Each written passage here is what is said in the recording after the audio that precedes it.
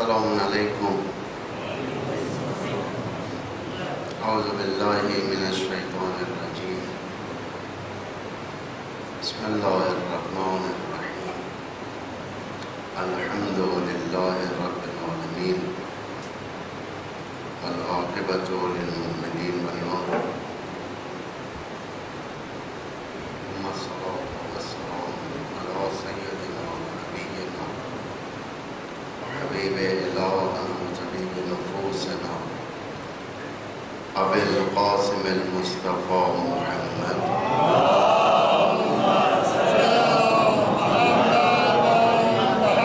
وعلى آلہ الأطیبین الأطہرین المنتجبین المطہرین المعصومین المظلومین الهداة المهدیین والغماة المستضعفین لا سیما بقیة اللہ فی الارضین ولعنۃ اللہ علی اعدائهم من الآن إلی یوم الدین. اما بعد فقد قال اللہ العزیز الحکیم. بسم اللہ الرحمن الرحیم. ان اللہ لا یغیر ما بقوم حتی یغیروا ما بانفسهم. صلوات الشاہ فرمان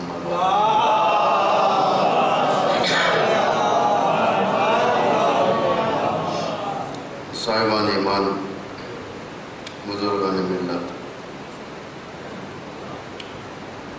اس وقت دنیا کے اندر جو سب سے بڑی جنگ چل رہی ہے، سیاسی و اقتصادی سے ہٹ کر میں کہہ رہا ہوں آپ سے، یہ ہے کہ ذہنوں کو قابو میں لینا، فکروں کو قابو میں لینا. ایک سلوات پڑھے محمد والے.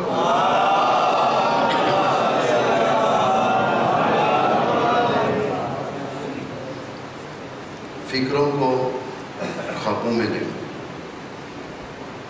کیونکہ اسلامی فکر آج تیزی کے ساتھ لوگوں کے اندر رسوخ کر رہی ہے.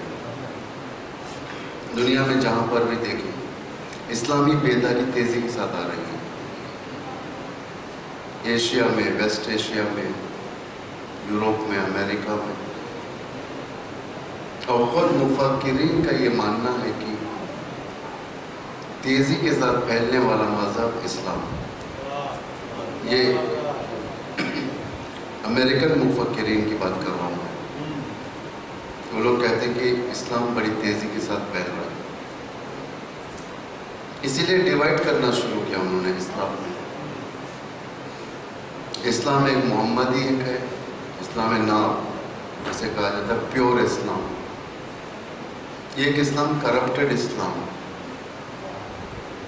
دونوں عظیم لہریں اس بار سفارت کر رہی ہیں اسلام کی طرف سے. ایک یزیدی اسلام ہے، حسینی اسلام. کفار مشرکین یہ جتنے ٹائٹلز قرآن نے دیے ہیں یہ آخری تک رہیں گے، لیکن بیچ میں ایک ایسا مقام جہاں پر آ کر واضح ترین بات لوگوں کے ذہنوں میں جو ڈالا ہے وہ ہے حسینی اسلام اور یزیدی اسلام. جس کے بعد کوئی فکر کی گنجائش نہیں ہے. تو دشمن کا ایک عظیم ترین ہتھیار یہ ہے کہ مسلمانوں کے فکروں کو جامد کر دیا جائے، یعنی بالکل اسے کام ہی نہ کرے فکر. اور فکر سب سے زیادہ مہم ترین ہتھیار ہے اس وقت خود اسلام کا بھی، تاکہ اپنی روشن اور شفاف فکر لوگوں تک پہنچائیں. فکر کے بنا پر ہے. آج شیطان پرستی، جس کے بارے میں نے کل آپ کے سامنے عرض کیا تھا، شیطان پرستی کا سب سے بڑا یوں کہا جائے کہ پروگرام، برنامہ یا سیاست، مائنڈ کنٹرول. بچوں کے دماغوں کو کنٹرول کرنا، کارٹونز کے ذریعے سے، گیمز کے ذریعے سے بڑوں کو کنٹرول کرنا.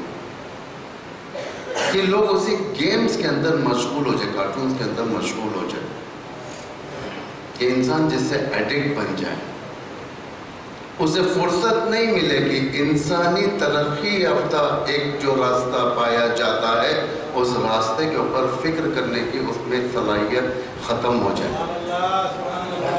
آج دیکھیں آپ اتفاق سے آپ چاہے ٹرین میں سفر کرو، چاہے ایئرپورٹس پہ رہو، پلین میں جاؤ، آپ چاہے ٹرین میں جاؤ، بس میں جاؤ، بیشترین لوگوں کے ہاتھ میں موبائل، اور موبائل کے اندر کوئی کام کی چیز نہیں ہے، گیمز کے اندر رہتے ہیں۔ حتیٰ اتنے کریزی ہو جاتے ہیں یہ لوگ اتنے دیوانے ہو جاتے ہیں ان چیزوں کے، نمازیں کے بیچ میں بھی ان کے ہاتھ میں موبائل آ جاتا ہے۔ بڑے شہروں میں جائیں آپ، یہ بھی بڑا شہر ہی ہے لیکن یہاں کے بارے میں ہم زیادہ نہیں پہچانتے، آپ ہماری طرف آئیں، دوسری طرف جائیں، سونے سے پہلے ان کی خواہش گیمز ہو، سونے کے اٹھنے کے بعد گیمز ہو۔ اسے کہتے ہیں مائنڈ کنٹرول۔ یہ نہ سمجھو کہ ایک عادت سی ہو گئی ہے، یہ عادت ڈلوائی گئی ہے۔ مائنڈ کنٹرول ایک خطرناک ہتھیار ہے دشمن کا، تاکہ تمہیں اس کے ذریعے سے اپنا کام، بچوں کے ذریعے سے کارٹونز، توجہ کریں آپ لوگ، کارٹونز ہیں، وہ سیریلز ہیں جو بچوں کو پسند آتے ہیں، مثلا سپر مین، بیٹ مین۔ مائنڈ کنٹرول کیا کرتا ہے؟ ریموٹ دشمن کے ہاتھ میں ہوتا ہے، ریموٹ۔ تمہارا بچہ اب دشمن کے ارادوں پر چلے گا۔ مثلا بیٹ مین آیا تھا، سیریل جو بیٹ مین آیا تھا بچوں کا، اس کے بعد بچے کیا کرتے تھے؟ بازاروں کو جاتے تھے ماں باپ کے ساتھ، کپڑوں کی دکان میں بیٹ مین کے کپڑے خریدنا، سپر مین کے کپڑے خریدنا، آنا، پہننا، چوتھے مالے سے چھلانگ لگانا، اس کی طرح گر کے مر جانا۔ یہ ہندوستان میں ہوا ہے۔ یعنی کنٹرول ایفیکٹ جسے کہا جاتا ہے، مؤثر ہونا، کہ ان کا جو قبضہ تھا ذہنوں کے اوپر وہ مؤثر ہوا۔ شیطانی فطرت یہ ہے کہ لوگوں کو ہاتھ پکڑ کر اپنے یعنی کیمپ میں نہیں لے کر آتی، صرف اشارے کرتی ہے، بتاتی ہے، فلم بتاتی ہے، کارٹونز کے ذریعے سے سٹیپ بائی سٹیپ۔ اسی لیے خدا کیا کہہ رہا ہے؟ اللہ تتبعوا خطوات الشیطان فإنه لكم عدو مبین۔ خدا یہاں پر کیا کہہ رہا ہے؟ خطوات شیطان پر نہ جاؤ۔ اب شیطان مطلب آپ کے ذہن میں کیا ہے؟ شیطان ایک تصوری مخلوق اللہ کی جو ہمارے پاس آتا ہے، بہکاتا ہے، چلے جاتا ہے۔ نہیں، خدا کے کلام کے اوپر غور کیا کرو۔ خدا کہہ رہا ہے کہ اللہ تتبعوا خطوات الشیطان، شیطان کے نقش قدم پر نہیں چلو، یہ تمہارا دشمن ہے، مائنڈ کنٹرول کر رہے تمہارا دشمن ہے۔ شیطان اگر استعمال کیا گیا، اللہ کے اس ڈکشنری کے اندر دو ہی شیطان ہیں، شیاطین من الانس و شیاطین من الجن۔ انسانوں میں بھی شیطان ہے، جنات میں بھی شیطان ہے۔ انسانوں کے شیطان بہتر جانتے ہیں، کیٹیگری وائز بہتر معلوم ہوتا ہے۔ انسان کو انتخاب کرتا ہے، انسان اگر حیوان کو انتخاب نہیں کرتا ہے، انسان کو انتخاب کرتا ہے۔ اگر ایک آدمی شادی کرنا چاہے تو حیوان سے نہیں کرے گا، انسان عورت سے کرے گا۔ عورت شادی کرنا چاہے انسان مرد سے کرے گا۔ یعنی شیاطین من الانس، انس کے دماغوں کو کنٹرول کرنے کے لیے یوسوس فی صدور الناس، ہے نا؟ قرآن کے دو آخری سورے پر اگر آپ غور کریں، سورہ فلق اور سورہ ناس۔ سورہ فلق کون سی قدرت سے جنگ ہو رہی ہے؟ باہر کی قدرت سے جنگ ہو رہی ہے، جس میں صرف ایک نام ہے اللہ کا، ایک پاور ہے، ایک آرمی استعمال ہو رہی ہے۔ قل اعوذ برب الفلق من شر ما خلق۔ اس کے بعد پورا دیکھیں، کہیں پر بھی رب نہیں ہے، ایک آرمی، ایک بٹالین خدا کے، اس سے کئی دشمن سے جنگ کر رہے ہیں، باہر کے دشمن سے ایک پاور کافی ہے۔ لیکن داخل کے دشمن سے قل اعوذ برب الناس، ملک الناس، الہ الناس، تین عظیم پاور کی ضرورت ہے، کیونکہ داخل اگر ڈسٹرب ہو گیا آپ کا، باہر کی کوئی قدرت آپ کو نہیں بچا سکتی، جسے کہتے ہیں اپریزنگ، انگریزی میں کہتے ہیں اپریزنگ، بغاوت ہو جانا۔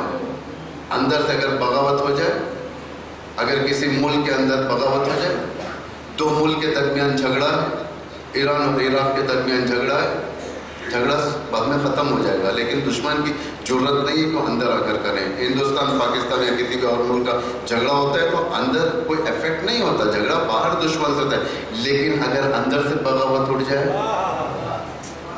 اس کے لیے کافی دقت کی ضرورت ہے۔ جتنی حکومتیں پلٹتی ہیں اندر کی بغاوت کی وجہ سے پلٹتی ہیں۔ اسی طریقے سے اگر جسم کے اندر، روح کے اندر بغاوت ہو جائے، شیطان اثر کر جائے، تو اللہ کے 3 قدرتوں کی ضرورت پڑے گی یہاں پر۔ ایک، اللہ کی ایک صفت سے کام نہیں چلے، قل اعوذ برب الناس، ملک الناس، الہ الناس۔ کیوں؟ یوسوس فی صدور الناس کا مسئلہ ہے یہاں پر، مائنڈ کنٹرول کا مسئلہ ہے۔ مائنڈ کنٹرول کا اگر مسئلہ ہو گیا، دشمن ایک مرتبہ اگر آپ کے بچے کو ذہن پر قابو پا لیا، پھر ماں باپ لاکھ قرآن پڑھ کر، سورے پڑھ کر اس پر دم کرے، اثر نہیں ہونے والا۔ اس لیے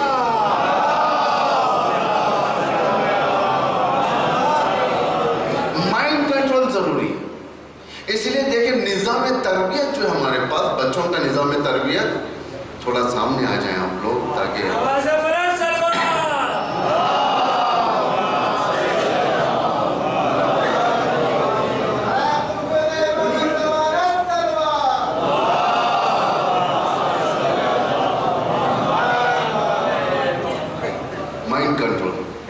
نظام تربیت کس طریقے سے اسلام میں نظام تربیت 4 دور پر مشتمل ہے۔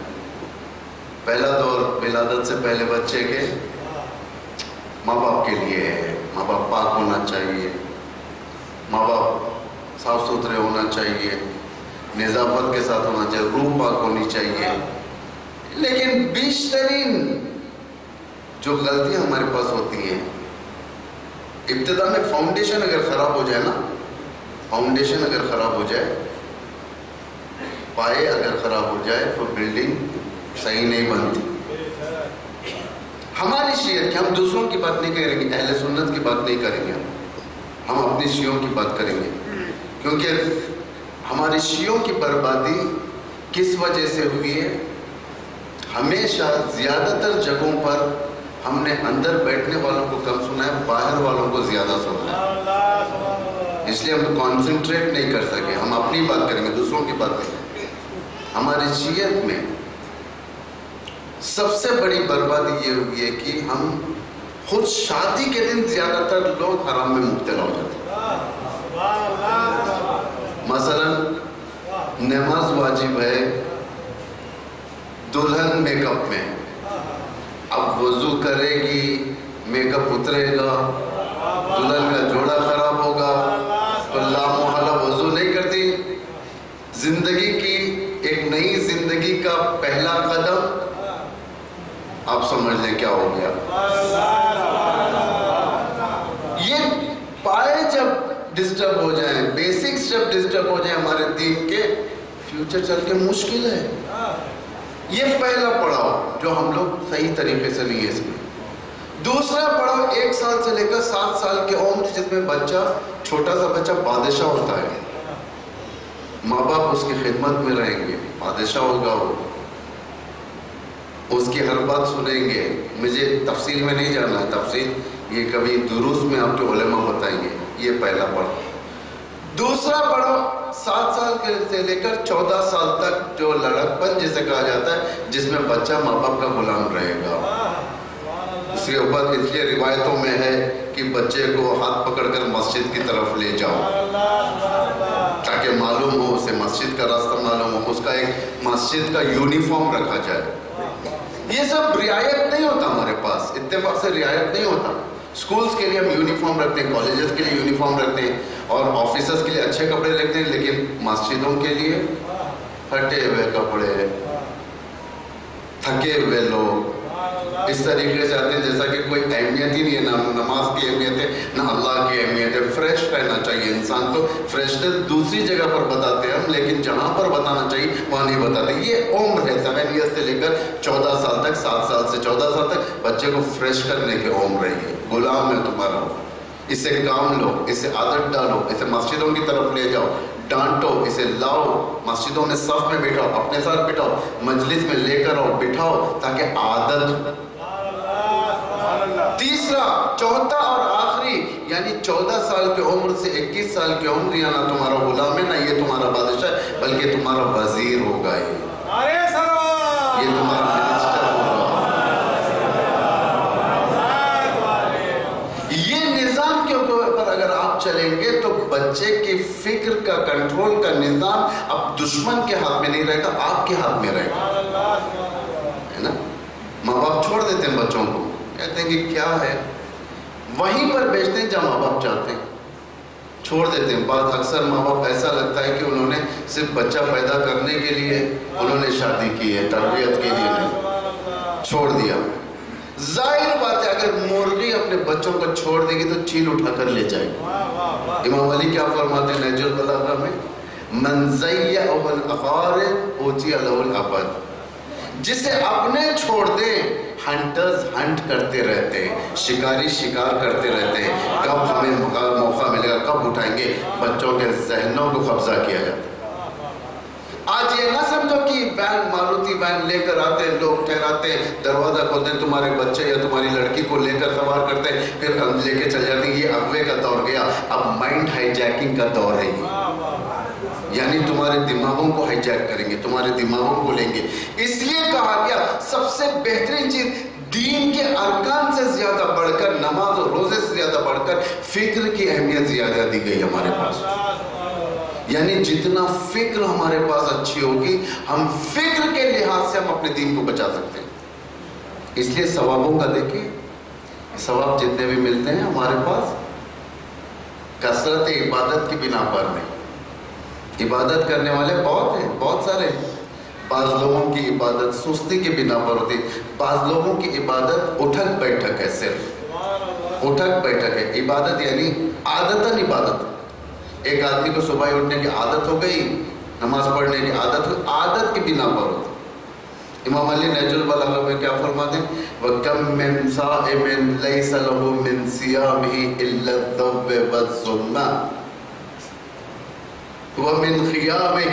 امام فرماتے ہیں کہ بہت سارے ایسے روزے رکھنے والے ہیں جن کا روزہ صرف بھوک و پیاس، جن کی نماز صرف اٹھنا بیٹھنا اور کچھ نہیں ہے۔ کیوں؟ اس لیے کہ ان کی فکر صحیح نہیں ہے۔ اللہ جو وہاں پر درجے مشخص کرے گا تمہاری کثرت عبادت کی بنا پر نہیں ہے، فکر عبادت کی بنا پر۔ بنی اسرائیل کا عابد جنگل میں جا کر نماز پڑھ رہا تھا بیچارہ، فرشتوں نے غبطہ کیا، پروردگار سے کہا کہ پروردگار یہ تیرا بندہ اتنا اچھا نماز پڑھتا ہے، اس کی جنت میں مقام کہاں ہے؟ دیکھا تو ایک تھرڈ کلاس علاقے میں، پوش علاقے میں نہیں ہے، نیو جنت میں نہیں ہے، اولڈ جنت میں، ہماری زبان میں اولڈ سٹی میں، اور کیسا گھر ہے؟ جھوپڑی ٹائپ کا گھر ہے جس کا بڑا گھر نہیں ہے، اتنا بڑا انویسٹمنٹ، لیکن جب انکمنگ کا مسئلہ آیا تو بالکل چھوٹا سا، کچھ بھی فائدہ نہیں ہے۔ فرشتوں نے کہا پروردگار تعجب، یہ اتنا عبادت کرنے والا بندہ تیرے پاس اتنا چھوٹا مقام؟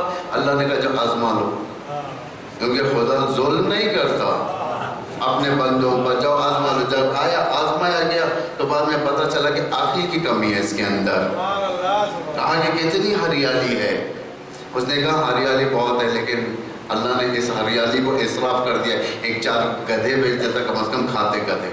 یعنی عقل دیکھو کتنی نیچی ہے اس کی، عقل کے معیار پر عبادتیں دی جائے گی، یعنی ثواب دیا جائے گا۔ اس لیے علماء کی عبادت، علماء سے مراد صرف امامے والے نہیں ہیں، عالم سے مراد امامے والے نہیں، جو معرفت رکھتے ہوں اللہ کی، ہو سکتا ہے معرفت پینٹ شرٹ والوں کو بھی ہو، امامے سے زیادہ پینٹ شرٹ والوں کے اندر، وہ شخص جو معرفت کے ساتھ عبادت کرتا ہے۔ اب دیکھیں روایتوں میں علماء کی عبادت 2 رکعت جاہل کی 70 رکعت سے بہتر ہے۔ جاہل رات بھر عبادت کرے گا، عالم 2 رکعت نماز پڑھے گا، لیکن ان 2 رکعت نماز میں معرفت ہے، لیکن فکر کے اوپر ڈیپینڈ ہے، کوئی چیز فکر سے ہٹ کر نہیں ہے۔ آپ لوگ پڑھے لکھے لوگ ہیں، جس وقت آپ کی ڈگری ختم ہوتی ہے آپ کسی جاب کے لیے جاتے ہو، جاب اپلائی کرتے ہو، آن لائن اپلائی کرتے ہو، جاب گورنمنٹ میں جاب اپلائی کیا، پرائیویٹ سیکٹر میں جاب اپلائی کیا، آپ نے کیا، آپ کو وہاں سے کال آیا انٹرویو کو فلاں تاریخ کو آ جاؤ، آپ گئے انٹرویو میں بیٹھ گئے، انٹرویو لینے کی ضرورت کیا تھی یہاں پر؟ آپ کے پاس ہائی اسکول کی ڈگری ہے، آپ کے پاس ہائر سیکنڈری کی ڈگری ہے، آپ کے پاس کالج کی ڈگری ہے، آپ کے پاس یونیورسٹی کے پورے مدرک یعنی سارے کے سارے پیپر موجود ہیں. آپ وہاں پر انٹرویو میں 4 لوگ بیٹھے ہوئے ہیں، آپ سے انٹرویو کرنا چاہتے ہیں. آپ کہتے تھے کہ بھائی میرے پاس تو ڈگری ہے، آپ کنفرم کر لیں یونیورسٹی سے بھوپال کی کہ یہ ڈگری صحیح ہے یا نہیں ہے. معلوم ہو جائے گا کہ صحیح ہے نہیں. مسئلہ ڈگری کا نہیں ہے. انٹرویو لینے والے ڈگری نہیں دیکھتے، ڈگری تو ضروری ہے، لیکن سب سے بڑی چیز یہ دیکھتے ہیں سوال کے ذریعے سے اس کا دماغ کتنا ہے، اس کی فکر کیسی ہے.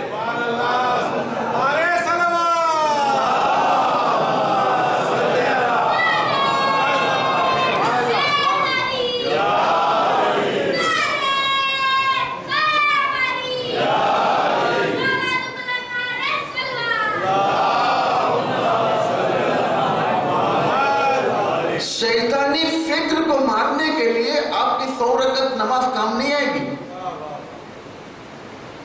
رجب، شعبان اور رمضان کے روزے کام نہیں آئیں گے. شیطانی فکر کو مارنے کے لیے تمہارے پاس الہی فکر کی بھی ضرورت ہے. جب تک دین تمہارا تقلیدی دین ہوگا تمہارے پاس روشن فکری ہرگز نہیں آ سکتی. انقلابی دین کے لیے سالم فکر کی ضرورت ہے. فکر فلو رہتی ہے، ہمیشہ رکتی نہیں ہے. تالاب ایک جگہ رہتا ہے، تالاب نہر، تالاب ایک جگہ رہتا ہے، سڑ جاتا ہے، اس میں ہریالی جم جاتی ہے، کیڑے جم جاتے ہیں، مچھر بنتے ہیں، نہ جانے پانی نقصان دہ بن جاتا ہے، لیکن نہر روان رہتی ہے ہمیشہ. انقلابی فکر تمہارے انقلابی دین کی دلالت کرتی ہے، ترجمانی کرتی. انقلابی دین کی ترجمان ہے. جب تک فکر باقی رہے گی شخصیت باقی رہے گی، ورنہ شخصیت مر جائے گی. اگر شیعت کے پاس فکر نہ ہوتی، شیعت اسلام اور دیگر مذاہب میں فرق کیا ہے؟ کرسچینٹی، یہود، شیعت، اسلام میں فرق کیا ہے؟ جتنے بھی انبیاء آئے لوگوں نے، ان کی امتوں نے انبیاء سے احکام لیے، لیکن امت محمدی نے فکر لیا، اسی لیے ان کے پاس اجتہاد ہے. امام غائب ہے، اور اجتہاد کی بنا پر یہ لوگ اپنے مسائل کو لا سکتے. کیوں؟ فکر کی وجہ سے. فکر اگر سالم نہ ہو رسول اللہ فراموش ہو جائیں گے. انفرادی فکر دیکھ لیں، اگر کسی کے پاس صرف مسلمان رہے گا وہ، لیکن اسلام اس کے اندر نہیں رہے گا، لوگوں کی کثرت ہو جائے گی. ایسا ہے امیر المومنین کی حدیث، یاتی علی الناس زمان لا یبقی فیہ من الاسلام الا اسم. ان لوگوں پر ایک ایسا زمانہ آنے والا ہے اسلام میں ان کے لیے صرف نام کے لیے کچھ نہیں رہے، نام کے علاوہ کچھ نہیں رہتا ہے نا. خانہ پوری، name so and so, son of so and so, date of birth so and so, address so and so, religion اسلام. لیکن اسلام نام کا رہے گا، لیکن اسلام کے معنی نہیں معلوم ہوں گے کہ اسلام کیا ہے، معلوم نہیں ہوگا. وَمِنَ الْقُرْآنِ إِلَّا الرَّسْمُ، قرآن سے رسم کی کتاب رہ جائے گی، رسومات کی کتاب. میت پر کھلے گی، مردے پر کھلے گی، جنازے پر کھلے گی، سیوم میں کھلے گی، دہوم میں کھلے گی، چہلم میں کھلے گی، اربعین میں برسی میں کھلے گی. بیٹی کی شادی میں تحفہ دیا جائے گا، 4 سال کا بچہ ہو گیا تو اس کے مکتب کرائی جائے گی. رسم کی کتاب رہ جائے گی. لوگ اگر اس کے اندر کو ڈھونڈیں گے بھی تو وہ تعویذات ڈھونڈیں گے جو ان کی برکت کی آیتیں ہوں گی، بزنس کی آیتیں. بھائی ہم اللہ کیا کہہ رہا ہے، میرا بزنس اچھا ہونے کوئی آیت دی چاہیے، رسم رہے گی. جب مسلمان نام کا ہو جائے گا، رسم اس کا اسلام ہو جائے گا، قرآن رسمی ہو جائے گی، پھر یہ اور یہود و نصارہ میں کوئی فرق نہیں. اس میں اور یہود و نصارہ میں کوئی فرق نہیں ہے. فرق ہونا چاہیے. مسلمان یہود و نصارہ، مسلمان پلس یہود و نصارہ از اکولس ٹو سعودی عرب. مسلمان پلس یہود و نصارہ از اکولس ٹو سعودی عرب. مسلمان پلس ایمان از اکولس ٹو مومن ولایت کے ساتھ. فرق ہے. آج دنیا میں دو اسلام ریپرزینٹ ہے، ایک سعودی کا اسلام ہے، ایک ایران کا اسلام. دو اسلام دنیا کے سامنے ہے. ایک اسلام کا خطبہ وائٹ ہاؤس سے بن کر آتا ہے، ایک اسلام کا خطبہ وائٹ ہاؤس بیٹھ کے سنتا ہے.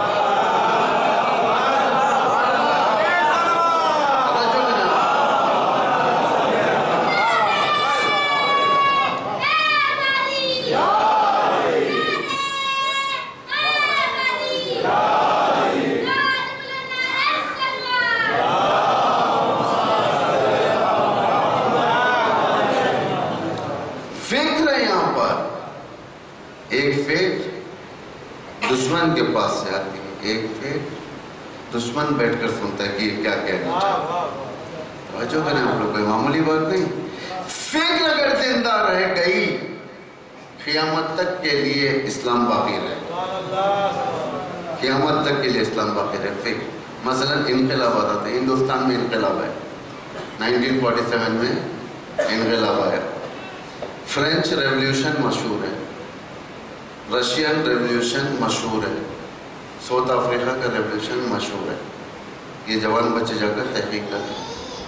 فرینچ ریولیوشن جتنی تیزی کے ساتھ ان لوگوں نے اڑان بھرا ہے اتنی تیزی کے ساتھ لینڈ بھی ہو گئے.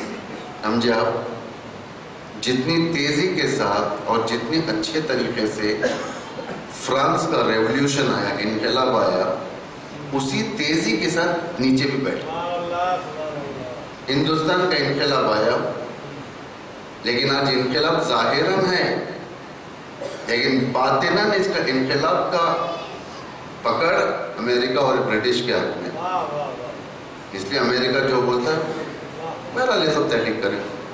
اسی طریقے سے ساؤتھ افریقہ کا ریولیوشن، جتنے ریولیوشن جس معیار کے اوپر قائم ہوئے تھے یہ سارے معیارات ختم ہو گئے. آزادی کے لیے ریولیوشن آتا ہے، انقلاب کس لیے آتا ہے؟ آزادی کے لیے آتا ہے. فکر کی آزادی، زبان کی آزادی، بدن کی آزادی، یعنی ہر چیز آزاد رہے، ہم کچھ بھی کہہ سکیں، ہم کچھ بھی لکھ سکیں، یہ سب یعنی فکر سے تعلق ہے انقلاب. لیکن جب دیکھتے ہیں کہ یؤمنون بالجبت والطاغوت ہمارے اندر آ جائے. یؤمنون بالجبت والطاغوت کیا ہے؟ یہ سامری کے بارے میں آیت ہے. یؤمنون بالجبت والطاغوت، سامری ایمان رکھتا تھا کس پر؟ جبت پر. اگر پرانی ڈکشنریز میں اگر دیکھا جائے جو معمولاً نہیں پائی جاتی، جبت سے مراد ایجپٹ تھا. یؤمنون بالجبت، جس طریقے سے ایجپٹ کیا تھا؟ دوسرے ورڈ میں ہمارے ویسٹرنائز تھا. ایجپٹ ویسٹ تھا اس دور کا.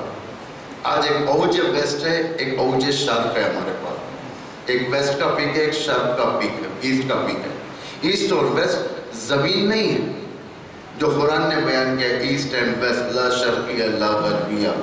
یہ شرق زمین یا غرب زمین کی بات نہیں چل رہی ہے قرآن کے اندر. ایسٹ اینڈ ویسٹ آئیڈیالوجی کے بارے میں. لا شرقیہ ولا غربیہ سورہ نور کی آیت ہے. اس کی اگر تفسیر دیکھا جائے، کیونکہ بعض آیتیں دوسرے آیتوں کی تفسیر کرتی ہیں.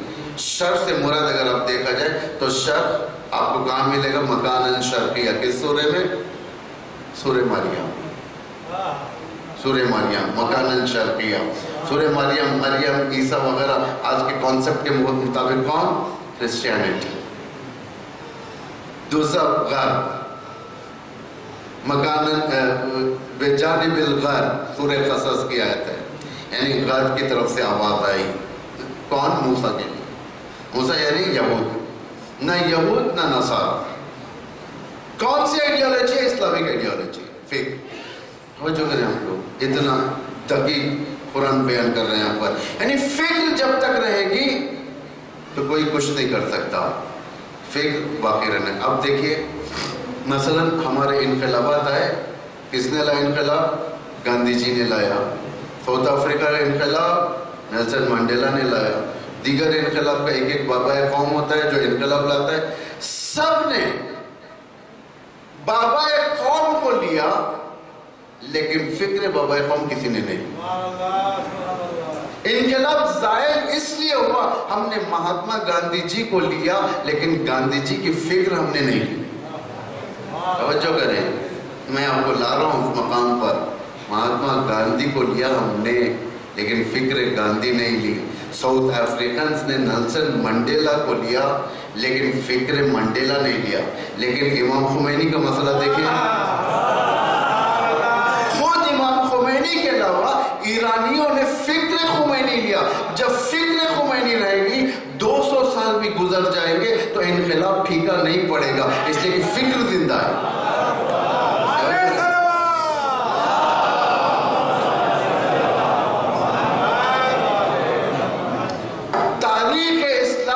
کوفے والوں کی سب سے بڑی غلطی امام حسین کا جو انتخاب شدہ سفیر تھا.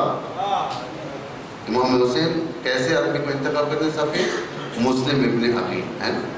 مسلم ابن عقیل کو کیا دیا ٹائٹل؟ سفیر حسین. سفیر کسے کہتے ہیں؟ آج کی زبان میں آپ کو ایلابریٹ کرنے کی ضرورت ہے. سفیر کہتے ہیں ایمبیسڈر.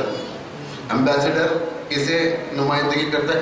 ملک کی نمائندگی, یعنی وزیر اعظم کی نمائندگی کرتا ہے ایمبیسڈر. ایمبیسڈر رئیس جمہوریہ نہیں, صدر جمہوریہ کی نمائندگی کرتا ہے. یعنی جو بھی جس ملک کے اندر وہ جائے گا, جو بھی گفتگو کرے گا, بلکہ اس کی گفتگو نہیں رہے گی, فکر وزیر اعظم ہوگی اس کے اندر. کس کی فکر ہوگی؟ صدر جمہوریہ کی فکر ہوگی. امام حسین ایک ایمبیسڈر بناتے ہیں, ایک سفیر بناتے ہیں کوفے کے لیے. جو امپورٹنٹ نقطہ ہے کوفہ اسلامک ورلڈ کا, جہاں کے لوگوں کے ذہنوں کو پلٹنا تھا, بہت امپورٹنٹ نقطہ تھا وہ. کیونکہ ان کے پاس دین تھا لیکن دین کی سٹیبلٹی نہیں تھی.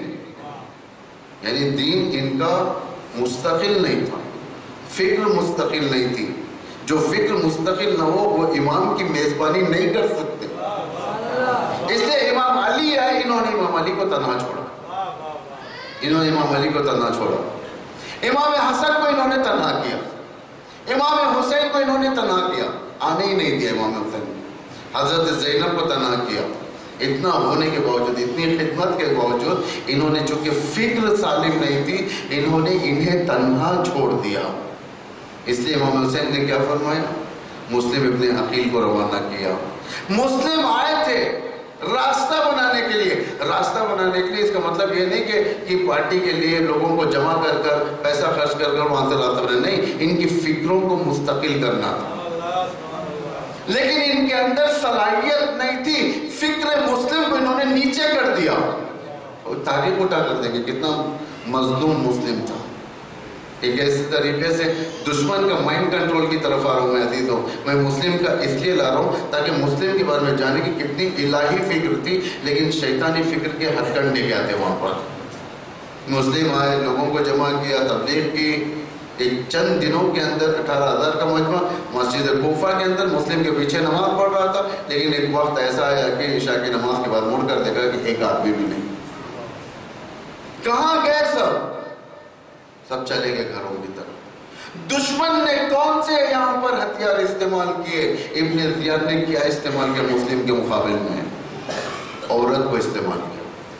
توجہ کر, بچوں کی بے کسی کو استعمال کیا, دولت کو استعمال کیا. 3 چیزوں کا مائنڈ کنٹرول ابن زیاد کے پاس تھا, اس دور کے اسرائیل کے پاس تھا.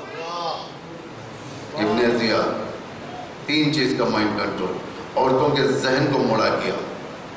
اس محاذ پر اگر تمہیں آنا پڑے گا, اگر تم آؤ گے تم شوہر کو کھو دو گے, گھر تمہارا برباد ہو جائے گا. اتفاق سے آ جاؤ. اسلام کو اگر تمہیں ریپریزنٹ کرنا پڑے گا, تمہیں سفارت سنبھالنی پڑے گی اسلام کو, تو تمہیں یہ سوچ کر آنا پڑے گا کہ دشمن نے جو ذہنوں میں ڈالا ہے, تمہیں سوچ کر آنا پڑے گا. تمہارے گھر کو قربان کرنا پڑے گا, تمہارے بچوں کو قربان کرنا پڑے گا. اللہ ایسے لوگوں سے خدمت نہیں لیتا جو لوگ فکر کے لحاظ سے نیچ سطح پہ ہوتے ہیں. اللہ ان لوگوں سے نہیں لیتا. ایک واقعہ میں بتاتا ہوں, مدافعان حرم کا واقعہ. یہ رہبر کی زبان سے نقل ہوا واقعہ ہے. مدافعان حرم ایک جوڑا, جوان لڑکا جوان لڑکی کالج میں پڑھنے والے, وہاں پر ایران کے اندر ایک قانون کہا جائے یا یوں کہا جائے کہ کوئی ایک ایسا اسلامی طریقہ, ازدواج دانش جوئی کہا جاتا ہے. یونیورسٹی اسٹوڈنٹس کے درمیان شادی. تو یہ ہوتا ہے کہ یہ لوگ سمپل شادی کرتے ہیں, بہت بہت نارمل شادی ہوتی ہے ان کی. کئی لڑکوں کی ایک ساتھ ہوتی ہے، جہیز وغیرہ اس میں نہیں ہوتا، مہاریہ ہوتا ہے اس میں یہ سب. تو ایک نے شادی کیا، ایک جوڑے نے شادی کر کے آ گئے. یہ سیریا کا واقعہ ہو رہا تھا. دیکھیں انہوں نے ارادہ کیا کہ ہم شادی کے ایام میں 3 دن روزہ رکھیں گے. یعنی شادی کے ایام میں کیوں روزہ رکھیں گے؟ اس لیے کہ تاکہ کوئی حرام نہ ہو جائے، تاکہ کوئی حرام نہ ہو، اسراف نہ ہو یا کوئی اور چیز. حرام سے مطلب یہ نہیں آپ صرف جنس کی طرف نہ لے جائیں ذہن کو.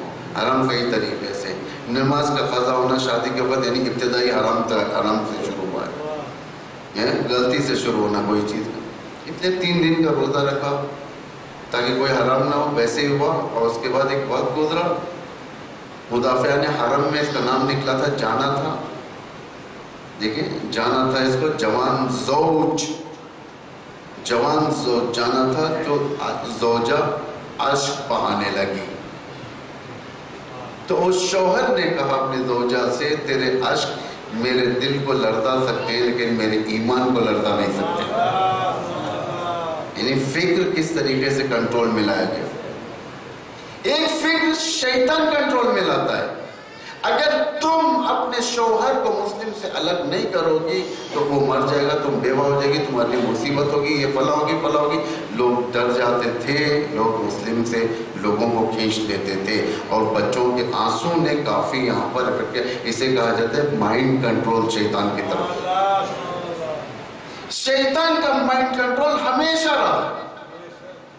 اس لیے جنگ روانی کا ایکسپرٹ اگر دیکھا جائے تاریخ میں، سائیکیولوجیکل وار جسے کہا جاتا ہے.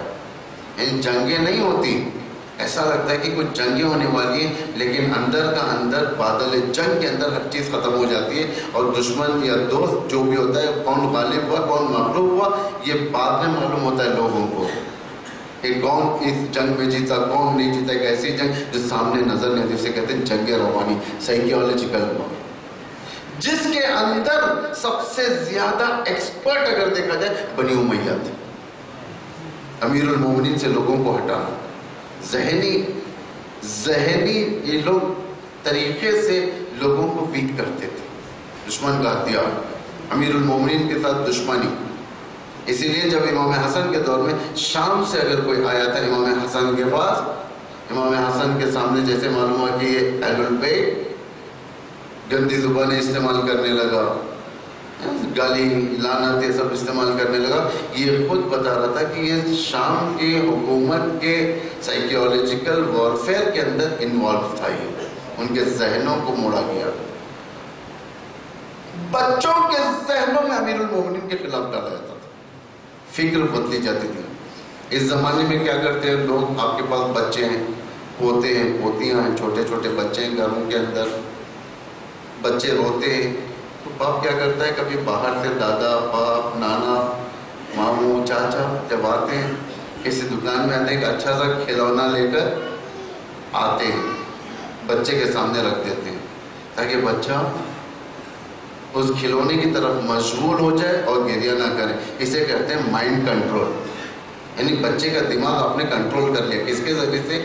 کھلونے کے ذریعے سے، کینڈی کے ذریعے سے، کوکو کولا کے ذریعے سے، فروٹس کے ذریعے سے. ان چیزوں کے ذریعے سے بچے کا مائنڈ کنٹرول آپ نے کیا. اب بچہ کیا کرے گا؟ اب ماں باپ کو چھوڑ کر آپ کے پاس آئے گا، نانا کے پاس جائے گا، دادا کے پاس جائے گا، ماموں کے پاس جائے گا، ماموں کے دوست کے پاس جائے گا. اس لیے مائنڈ کنٹرول کا طریقہ تھا. تو اس دور میں بچوں کا مائنڈ کنٹرول ایسے تھا. بچے کے کھلونے لا کر ڈال دیے گئے. کھلونے اس زمانے میں کھلونے نہیں تھے. کیا دیا جاتا تھا بچوں کو؟ بہنوں نے گفٹ، تحفہ، کھلونا، بکری کا بچہ. چھوٹا سا بکری کا بچہ ہوتا، اس کے گھر میں دے دیا تھا بچے کو گفٹ. وہ بچہ روزانہ کھیلتا. بچوں کی فطرت کیا ہوتی ہے؟ صبح میں جب بچہ اٹھتا ہے، صبح میں آپ کی طرح وضو کر کر مصلی پہ تھوڑی جاتا ہے بچہ. ہم لوگ جب اٹھتے ہیں تو کیا کرتے ہیں؟ فجر کا وقت ہو گیا، وضو کرو، مصلی پڑھ جاؤ، اللہ اکبر، تعقیبات پڑھو، قرآن پڑھو، پھر جاؤ. لیکن بچے اٹھتے ہیں تو نیچرل ہے، یہ خدا کے مصلی پر نہیں جاتے، پہلے اپنے کھلونا ڈھونڈتے ہیں. کھلونا ڈھونڈتے بچے جاتے. بکری کا بچہ غائب. ماں باپ سے پوچھتے ہیں کہ بکری کا بچہ یعنی میرا کھلونا کہاں ہے؟ ماں باپ کہتے ہیں نعوذ باللہ رات میں علی آیا چوری کر لے گئے۔ اسے کہتے ہیں ذہنی تبلیغات، مائنڈ کنٹرول۔ اب یہ بچے کے ذہن میں علی کیا ہوا؟ چور، نعوذ باللہ، نعوذ باللہ، چور۔ دشمنی پلنے لگی بچے کے، بچپن میں ڈال دیا گیا۔ یہ بنی امیہ کے سسٹم کا ایک سیاست تھی، گندی سیاست تھی۔ 70,000 ممبر، 70,000 جو لفظ استعمال ہوا ہے، مثلاً 70 ثواب، 70,000، 70 نمازوں کے برابر، 70 روزوں کے برابر، 70 سال کے عبادت کے برابر، یہ 70 کثرت کے لیے۔ 70,000 ممبر معاویہ کے پاس تھے۔ کس کے پاس تھے؟ معاویہ کے پاس تھے 70,000 ممبر، یعنی عدد کے لحاظ سے، یعنی کاؤنٹنگ کے لحاظ سے 70,000 نہیں تھے ممبر، ایوریج کے لحاظ سے، یعنی 99% جو آج 99% میڈیا معاویہ کے پاس تھا۔ امام علی کے پاس کتنی تھی؟ 1% بھی نہیں تھی۔ ایک ممبر علی کا تھا کوفے کا، 99 ممبر، 99% معاویہ کے پاس تھا۔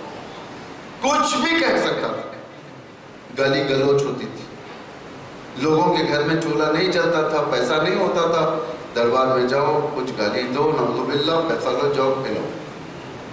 مسجد بنوائی گئی تھی، مسجد سب و ستم، کیا مسجد؟ گالی گلوچ والی مسجد، کس کے لیے؟ امیر المومنین کو گالی دینے کے لیے۔ یہ رواج تھا، یہ واجبات میں سے ہو گیا تھا۔ جمعے کے خطبے میں جیسا اماموں کا نام لیا جاتا تھا، وہ لوگ عادت ہو چکی تھی، وہ لوگ امیر المومنین کے اوپر نیفرین کیا کرتے تھے۔ یعنی مائنڈ کنٹرول اتنی گندی چیز ہوتی ہے، اسی لیے کہا جاتا ہے جتنا ہو سکے بچپن سے بچے کے ذہن میں اسلامک ویلیوز ڈالے جائیں۔ خدا نہ خواستہ ذرہ بھی اسکپ ہوا بچہ، اس کی فکر اسکپ ہوئی، وہ سیدھا جا کر شیطان کے دامن میں گرے گا۔ ہالی ووڈ اس کے لیے حجت بن جائے گی، بالی ووڈ حجت بن جائے گی۔ اللہ کہہ رہا ہے لا تشبہوا بالیہود، یہود سے اپنی شباہت نہ رکھو۔ یا ایھا المؤمنون، اے مومنو، خود عزیز قدسی، لا تأکلوا اکل اعدائی ولا تلبسوا لباس اعدائی۔ خدا کیا کہہ رہا ہے؟ اے مومنو، میرے دشمن کا کھانا نہیں کھاؤ، میرے دشمن کا کپڑا نہیں پہنو، میرے دشمن کی فکر نہیں لاؤ۔ گرفتار ہو جاتا ہے بچہ۔ پھر کیا؟ ہیئر سٹائل کے لیے فلاں ہیرو، کپڑوں کے سٹائل میں فلاں ہیرو یا ہیروئن، فلاں یہ۔ دنیا کیا کرتی ہے؟ تمہارے بچے کو تنگ کرتی جاتی ہے۔ آج نوبت کیا آ گئی ہماری لڑکیوں کی، ہمارے لڑکوں کے، ان کے کپڑے تنگ ہوتے چلے گئے۔ امام حسین کیا فرماتے ہیں؟ تنگ کپڑے تمہارے لیے ذلت لے کر آئیں گے، تمہارے چہرے بدل گئے نا۔ کتنے چہرے آ گئے آج کل، لڑکا لڑکی کی شباہت اختیار کرنے لگا، تھرڈ جینڈر شروع ہو گیا۔ آپ تیسرا جنسیات میں تیسرا جنس، پہلے اتنا ہوتا تھا میل ڈیش فیمیل، کون سا ٹک کرو، اب ایم کے پاس ڈیش، پی ایف کے پاس ڈیش، تھرڈ جینڈر مشخص کرو۔ کسی کو حق کے سوال نہیں ہے۔ آج ہندوستان کے اندر بھی وہ قانون رائج کر دیا گیا جو یورپ کے اندر ایک بچہ اگر اپنی مرضی سے اس قانون کی طرف جائے گا، ماں باپ اشکال کریں گے تو ماں باپ کو جیل ہو جائے گی۔ آج تمہارے بچوں کے سامنے بھی یہ قانون آ گیا۔ کل چلتا ہم عبرت کے لیے بیان کیا کرتے تھے یورپ کے بارے میں، آج خود ہمارے گھر کے اندر یہ مرد آ چکا۔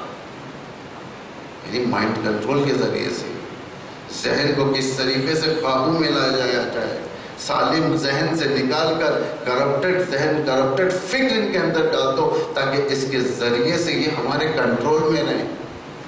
جو کریں اب یہاں پر نمازوں کی صفیں کام نہیں دینے والی۔ اللہ کیا کہہ رہا ہے یہاں پر؟ نمازوں کی صفیں کام نہیں دے گی، روزوں کے مہینے میں مسجدوں کا ہجوم کام نہیں دے گا۔ مساجدہم یومئذ عامرۃ من البناء وخراب من الہدی۔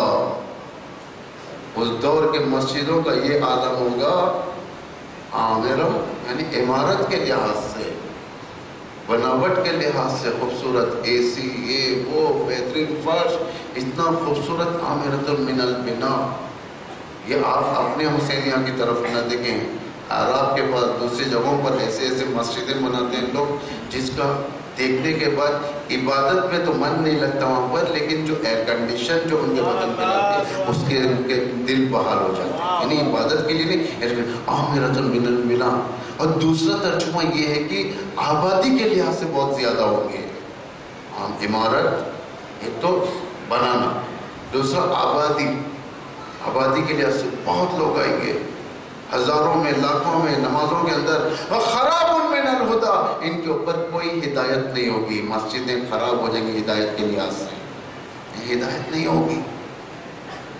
پیش امام آئیں گے اپنی ڈیوٹی انجام دینے کے لیے، پبلک آئے گی حاضری ڈالنے کے لیے کہ ہاں شب جمعہ گیا، ہاں جمعہ گیا، ہاں عید کے دن گیا، خراب من الہدیٰ۔ کس لیے؟ بیسک کانسیپٹ ہمارا خراب ہو جائے گا۔ کیوں؟ امام فرماتے نیچے بس عمارہا وسکانہا شر اہل الارض، اس میں رہنے والے، اس مسجد کی متولی، اس مسجد کے ایڈمنسٹریٹو کمیٹی، اس مسجد کے ٹرسٹی، اس وقف کے سنبھالنے والے لوگ دنیا کے بدترین لوگ ہوں گے، دنیا کے بدترین لوگ ہوں گے۔ جیسے یہ دیکھو کہ تم اوقاف کے اوپر یا مسجدوں کے اوپر کوئی نااہل آ کر بیٹھا ہے تو سمجھو کہ یہ مسجد انسان سازی کے لیے نہیں بنائی گئی ہے، شیطان سازی کے لیے بنائی گئی ہے۔ یہ مسجد سے اب انسان نہیں پیدا ہوں گے جب تک اس مسجد کے اندر انقلاب نہ ہو، جب تک ایک فتح مکہ نہ ہو جائے۔ اس لیے کہ ابو سفیان اوپر آ چکا ہے تو کیا اسلام کو بچائے گا؟ اگر خانہ کعبہ کی تولیت ابو سفیان کے پاس آئے گی تو اس خانہ کعبہ کے اندر اللہ نہیں بلکہ بت رکھے جائیں گے۔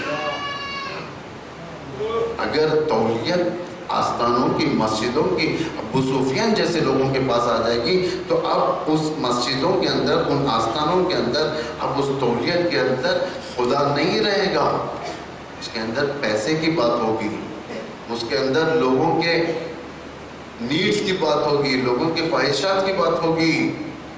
ہم فرماتے ہیں آخری زمانہ جب آئے گا اس دور میں مسجدوں کے چبوترے غیبتوں کے اڈے بن جائیں گے، اینٹی اسلامک ویلیوز کی جگہ بن جائے گی، دیکھیے ختم ہوگا۔ انسان سازی یہیں سے ہو سکتی ہے۔ 99% معاویہ کے پاس کتنے تھے میڈیا؟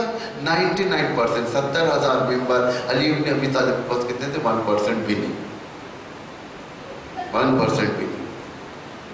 اتنی 99% میڈیا، کون سی میڈیا؟ آج کے معاملے کی فاکس نیوز ہے، بی بی سی نیوز ہے، نہ جانے کتنی نیوز ہیں ہندوستان کے اندر۔ ہندوستان کے پاس اتنے سارے اخبار کے چینل، اتنے سارے مائنڈ کنٹرولز کے چینل، اگر سب کو اکٹھا کر دیا جائے، یہ تو شکر ادا کرو کہ خدا کی رحمت تمہارے اوپر ہے جو تمہارے بچے آج سالم ہیں، ورنہ کوئی ایسا مقام نہیں ہے جہاں پر تمہارے لیے سیف ہو جائے، کوئی ایسا مقام نہیں ہے۔ تمہارے مائنڈ کنٹرولز کے پیچھے دنیا پیسہ خرچ کر رہی ہے، لوگوں کو اس پار حدود کے بیٹھ کر، بارڈرز کے اس پار بیٹھ کر، سمندروں کے اس پار بیٹھ کر، وہاں سے بیٹھ کر لوگوں کے ذہنوں کو لیا جاتا ہے۔ آپ کسی آٹم بم کے انتظار میں نہ رہو، دشمن کی جنگ شروع ہوگی تو دشمن ایئر جیٹس بھیج کر تم پر بمباری کرے گا، میزائلز کے ذریعے سے بمباری کرے گا، ہم اپنے آپ کو بچیں گے نہیں، میزائل سے بدتر تمہاری فکروں پر حملہ کیا جائے گا۔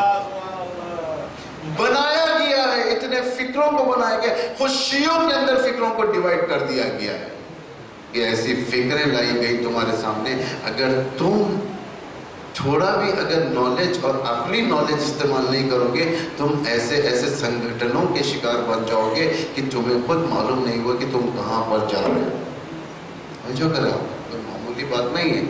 علی کا ایک ہی ایک چینل، اور وہ چینل صرف اور صرف ایک ممبر ہے، حسینیت کے بعد دوسرا کچھ بھی نہیں ہے سوائے ممبر کے کچھ نہیں۔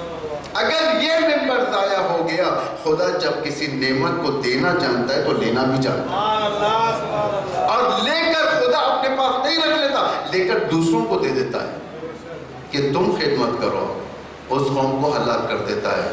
سورہ مائدہ کی 54 والی آیت کیا کہہ رہی ہے؟ خدا کیا کہہ رہا ہے؟ یا ایھا الذین آمنوا، کفار سے نہیں کہہ رہا ہے خدا، یا ایھا الذین آمنوا، اہل ایمان سے کہہ رہا ہے۔ اہل ایمان کے ہاتھوں سے نہیں کہہ رہا ہے، پیروں سے نہیں کہہ رہا ہے خدا، اہل ایمان کے عقلوں سے خطاب کر رہا ہے۔ کیا خطاب کر رہا ہے خدا؟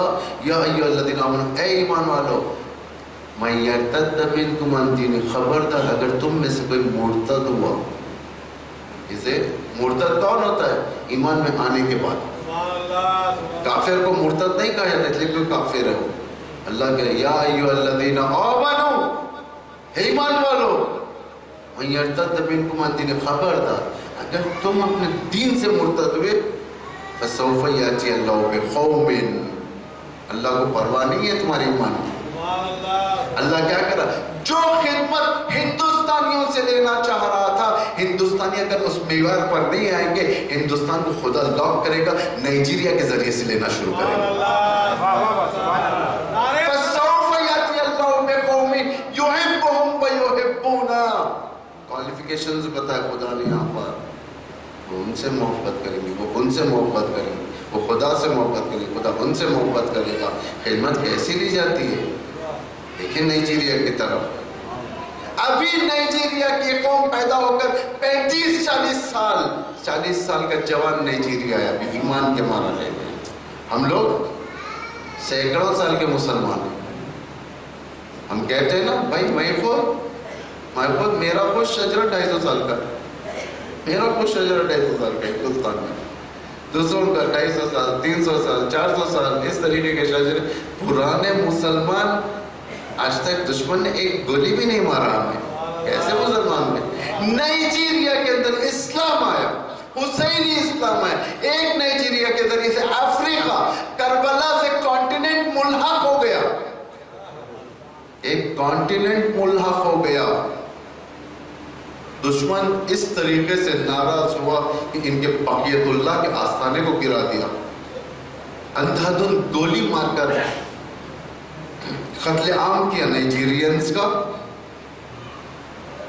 آج بھی قتل عام، آج بھی کئی لوگ مرے، کل بھی مرے، پرسوں 40 کے مناسبت سے مرے، آئے دن کچھ نہ کچھ مارتے رہے۔ آخر کیا بات ہے ان کے اندر جو ہمارے اندر نہیں ہے؟ فسوف یاتی لوگ، ایسا نہ ہو کہ ایک نئی قوم اللہ نے تیار کر لیا وہاں پر۔ نقطۂ ظہور ضروری نہیں پرانے مسلمانوں کے ذریعے سے ہو، ظہور کا کانسیپٹ کا نقطہ ضروری نہیں کہ سینئر سٹیزن مسلمانوں کے ذریعے سے ہو، خدا کسی سے بھی لے سکتا ہے۔ سری لنکا کے اندر وہابیت پل رہی تھی، آج سری لنکا کے اندر 3000 سے زیادہ شیعہ ہو گئے۔ کیسے شیعہ؟ رسوماتی شیعہ نہیں، پیور شیعہ۔ فَسَوْفَ يَأْتِي اللَّهُ بِقَوْمٍ يُحِبُّهُمْ وَيُحِبُّونَهُ، ایک دوسرے سے محبت کریں گے اللہ اور وہ قوم۔ جو کہ سری لنکا میں شیعت آئی، نتیجہ کیا ہوا؟ پچھلے سال رمضان میں وہابیت نے گیر کر مارا ان کی کمپیوٹرز کو توڑا، ان کی مسجد کو جلایا، کمپیوٹرز اٹھا کر لے گئے دیکھنے کے لیے آخر ان کے پاس کیسے کیسے پروگرامز ہیں۔ کیوں؟ کتنی جو شیعت جو بڑھ رہی ہے، آخر کیا ہے ان کے پاس؟ ہمارے پاس تو دشمن آتا ہی نہیں، یعنی زندگی میں جس کا کوئی دشمن نہ ہو، اس کا مطلب اس کے اندر نفاق ہے۔ امام علی کیا فرماتا ہے؟ اگر کسی شخص کے زندگی میں دشمن نہ ہو وہ مومن نہیں ہے، اس کے اندر نفاق۔ اتفاق سے ہمارے اندر دیکھیں ہم کیا کرتے ہیں، پورے پولیٹیشنز کو بھی رکھ لیتے ہیں ساتھ، دوسروں کو بھی ساتھ میں لیتے ہیں، ان کو بھی ساتھ میں لیتے ہیں، فلاں کو بھی خوش کرتے ہیں، فلاں کو بھی خوش کرتے ہیں۔ تاریخ میں ایسا کیریکٹر کون رہا؟ شبز بن ربی۔ یہ فطرت جب آ جائے گی اللہ کو پرواہ نہیں، میں یرتد منکم نہیں، اگر تم چل اللہ نہیں قوم لائے گا، اللہ سے محبت کریں گے، اللہ سے محبت کریں گے، مومنین کے سامنے انکسار کے ساتھ رہیں گے، ہر اچھے تواضع اخلاق اچھا رکھیں گے مومنین آپس میں، لیکن دشمن کے سامنے عزت للکافرین۔ ابھی 1 گھنٹہ نہیں ہوا آپ لوگوں پر، نعرہ صلوات،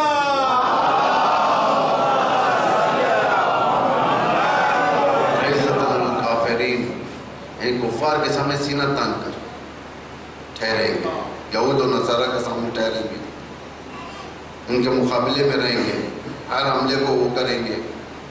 युजाहिदून फी सबीलिल्लाह, ये इनका जिहाद अल्लाह की राह में होगा। जिहाद सिर्फ तलवार लेकर जाकर लड़ने का नाम नहीं है, जिहाद इल्मी है वे, यानी बहुत सारे जिहाद हैं। एजुकेशन का जिहाद हमारी दुनिया में, डेवलपमेंट का जिहाद, एम्प्लॉयमेंट का जिहाद। मोमिन एक वसीला बनाएगा जिससे 10 लोगों को रोजी मिलेगी, सब जिहाद में से आता है। डेवलप करना, खुद को भी डेवलप करो, दूसरों को भी डेवलप करो। युजाहिदून फी सबीलिल्लाह, लेकिन इनका डेवलपमेंट अल्लाह की राह में होगा, वावा के खातिर नहीं होगा, शाबाशी के खातिर नहीं होगा, अल्लाह की राह में होगा डेवलपमेंट। वला यखाफून लौमत लाइम, ये दुनिया के मलामतों की परवाह नहीं करेंगे लोग, इसे कहते हैं खुदाई लोग। अल्लाह इनसे खिदमत ले लेगा, इनके जरिए से।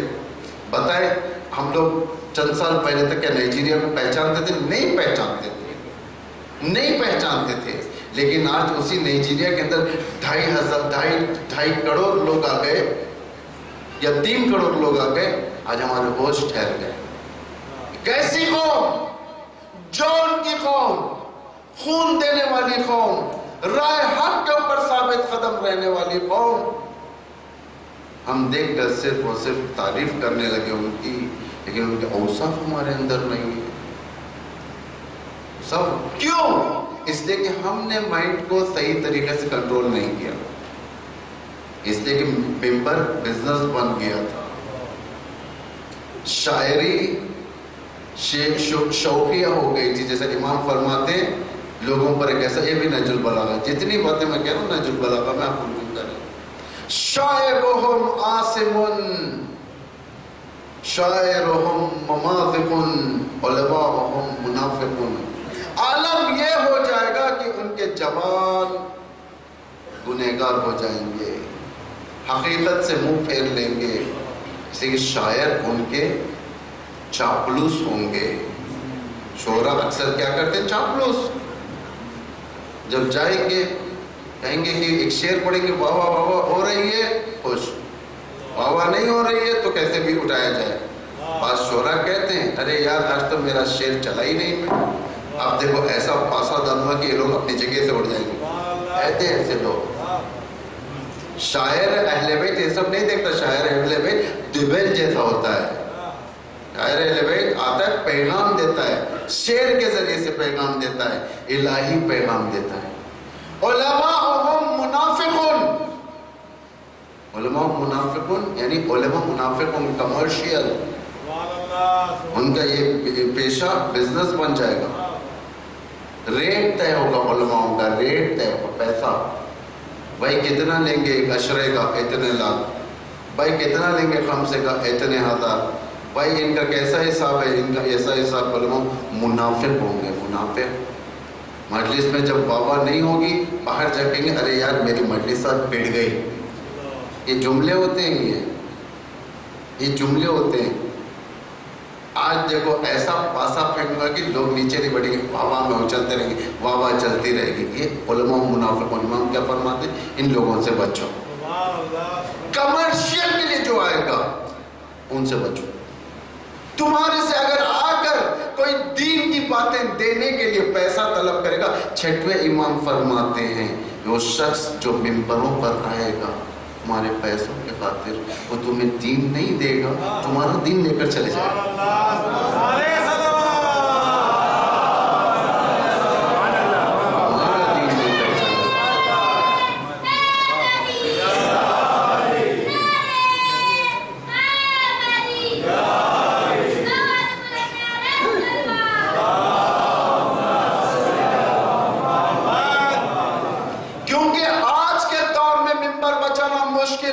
इसलिए कि यूनिवर्सिटी के लिए डिग्री है, स्कूल के लिए डिग्री है, और ऑफिस में जाने के लिए डिग्री है, लेकिन मिंबर पर आने वालों के लिए कोई डिग्री का नहीं। मिंबर पर आज जो जैसा चाहे आ सकता है।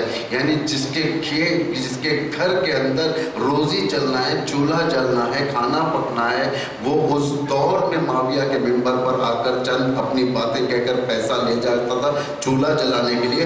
आज हमारे मिंबरों पर भी चूल्हा जलने के लिए लोग आते हैं। ये क्वालिफिकेशन नहीं है उनके पास, सलाहियत नहीं है। یہ سمجھتے ہیں کہ دین لفاظی والا دین ہے، حرافی والا دین ہے. یہ دین لفاظی اور حرافی والا نہیں ہے، یہ ہدایت کا دین ہے. یہ امام حسین کا قیام لفاظی نہیں تھا کہ بیٹھ کر لوگوں کو وعدے دے کر لفاظی کر کر لوگوں کو اٹھایا حق کی طرف بھیجا. نہیں، امام خود میدان میں. یہ دین ویسا دین نہیں.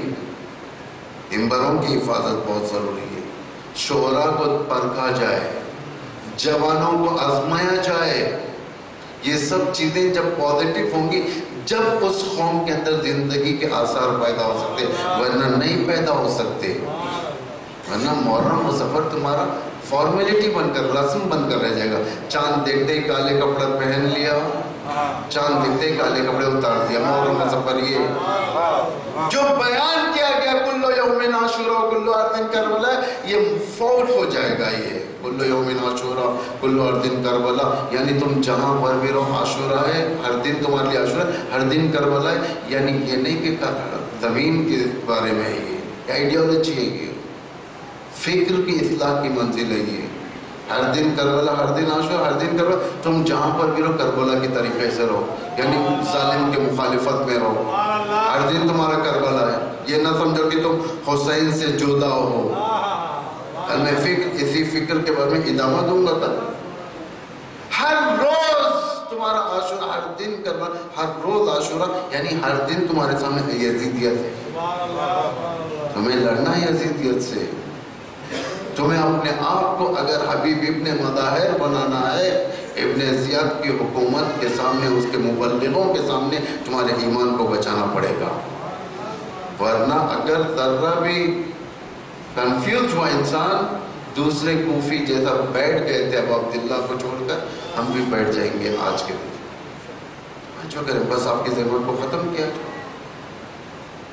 تو یہ کربلا کا میدان ایک ایسا میدان ہے، ہر فکر آزمائے گی. بچے کی فکر، نوجوان کی فکر، جوان کی فکر، ادھر عمر کی فکر، بوڑھے کی فکر، ہر کوئی اس کربلا میں تھا. کوئی ایگزمپٹڈ نہیں تھا، کوئی ایگزمپٹڈ نہیں ہے. آج بھی حسینیت کے سامنے جو کربلا ہے اس میں ہر فکر ہے، ہر فکر ہے. دشمن کے سامنے احتیاط کے ساتھ جنگ کرنا ہے، وہاں پر بھی ہر فکر کا بچہ ملے گا.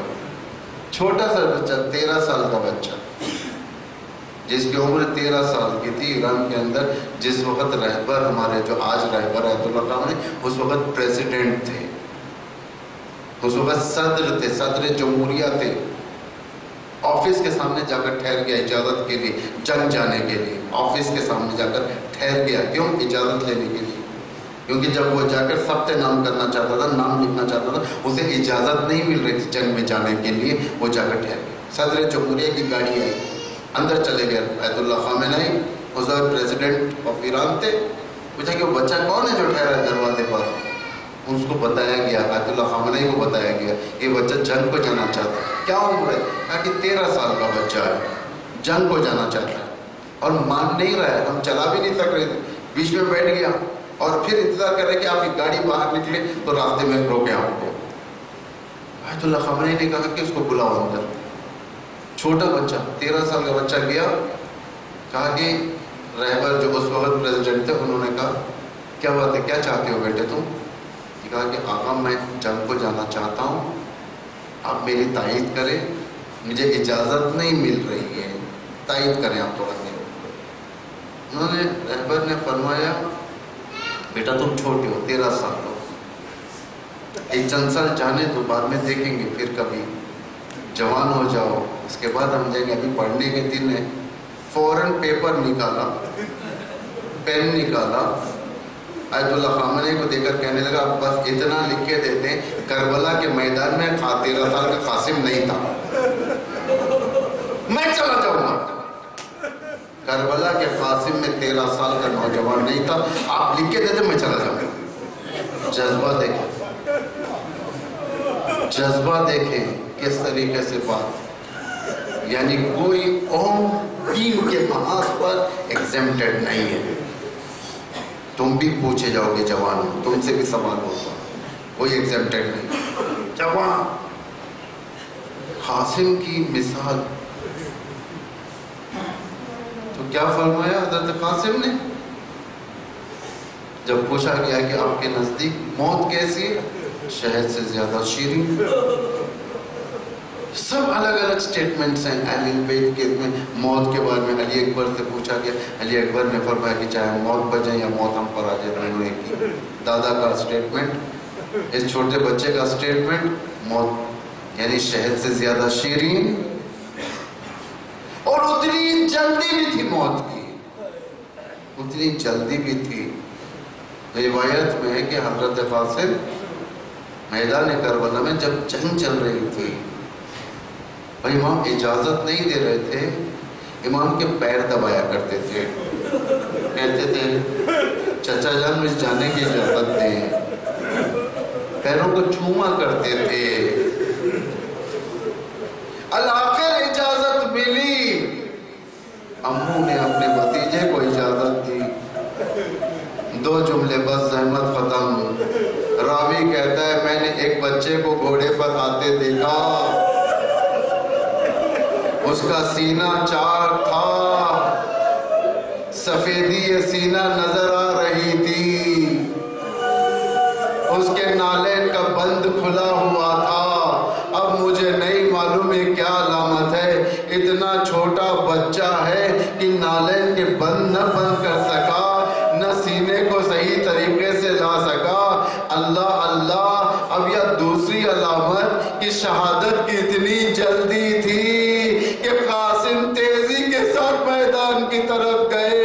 یہ حسن کا لال تھا جو میدان جنگ میں آیا، اس یتیم پر لوگوں نے رحم نہ کیا، شہید ہو گئے۔ حسن کی ایک دوسری نشانی بھی تھی کربلا میں۔ کون سی نشانی تھی؟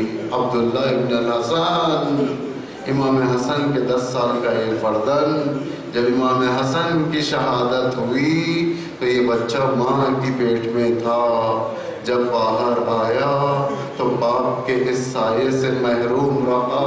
ابا عبداللہ نے اسے پرورش کی، میدان جنگ میں بہت چھوٹا تھا، تلے پر ٹھہر کر دیکھ رہا تھا، حسین کے سجدے تھے، وہاں سے ظالم تلوار لے کر بڑھ رہا تھا۔ یہ چھوٹا سا حسن کا لال تلوار کو اٹھایا، راوی کہتا ہے تلوار اس بچے سے زیادہ بڑی اور اس سے زیادہ وزندار تھی، گھسیٹتے ہوئے گیا لیکن دیکھا کہ فائدہ نہیں ہے، تلوار کو چھوڑ دیا، آگے بڑھا، ظالم تلوار کے ذریعے سے حملہ کرنا چاہتا تھا، اس کمسن نے اپنے ہاتھوں کو سامنے کر دیا، ظالم میرے امو پر حملہ نہ کر، اس کی تلوار چلی، اس مرنے سے بچے کے ہاتھ کٹے، اب عبداللہ کے پشت پر گرے، حسین نے دھیرے سے سر اٹھایا، مڑ کر دیکھا، بھائی کی نشانی سینے سے لگایا، بچے نے دم توڑ دیا، حسین نے اس کے جنازے کو بازو میں رکھ دیا، دوبارہ سجدے میں چلے گئے۔ لعنت اللہ علی القوم الظالمین، سیعلم الذین ظلموا ای منقلب ینقلبون۔ خداوندہ اسلام و مسلمین کی حمایت و نصرت فرما، جہاں جہاں پر بھی مومنین ہیں ان کی جان مال عزت آبرو کی حفاظت فرما۔ خداوندہ پرچم اسلام کو روز بروز سربلند فرما، پرچم کفر و نفاق کو سرنگون فرما۔ خداوندہ آل سعود کو نابود فرما، مسجد الحرام اور مسجد النبوی کو ان کے نجس پنجوں سے آزاد فرما۔ خداوندہ نائجیریا کی حفاظت فرما، عبیدگاہ زگزگی کی حفاظت فرما، ان ظالموں کو نابود فرما جنہوں نے ان پر حملہ کیا۔ خداوندہ علماء اعلام مراجع تقلید بالخصوص ولی امر مسلمین کو طول عمر عطا فرما، امام کے ظہور میں تعجیل فرما، ہم سب کو ان کے عوان و انصار میں قرار فرما۔ ایک مرتبہ سنیں، ہم 3 مرتبہ سنیں، اخلاص کی تلاوت فرما۔ حیدر علی ابن کریم بیگ، منور علی ابن حیدر علی، شہزادی بنت غلام حیدر۔ इसाल फरमाएँ। और दीगर महरूमीन, आप लोगों के महरूमीन, शुहदा नाइजीरिया, शुहदा मुदाफ़िआन हरम, सब पर फातिहा पढ़।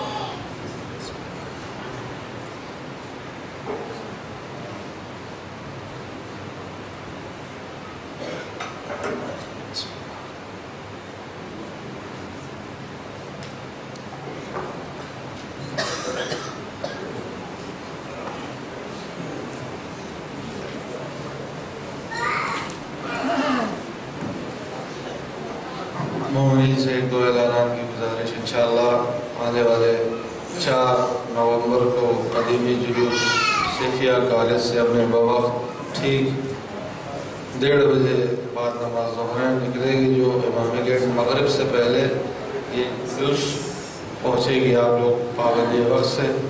और आने वाले 2 नवंबर से 6 नवंबर को भी खमसा शुरू होने जा रहा है, जो इस मजलिस के फ़ौरन बाद होगा।